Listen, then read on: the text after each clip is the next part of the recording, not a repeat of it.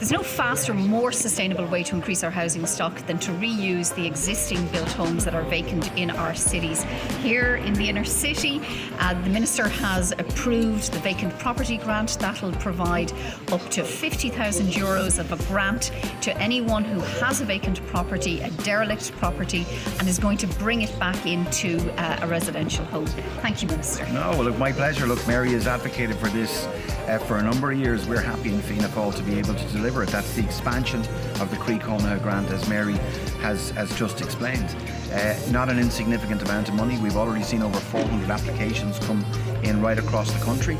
Now we want people in our cities to be able to get that same assistance that they need, up to €50,000, to be able to buy their home, do it up, renovate it and get it back into use. It's good for people, it's good for our communities. So delighted to be here with Senator Mary Fitzpatrick right in the middle of her constituency to be able to launch this expansion.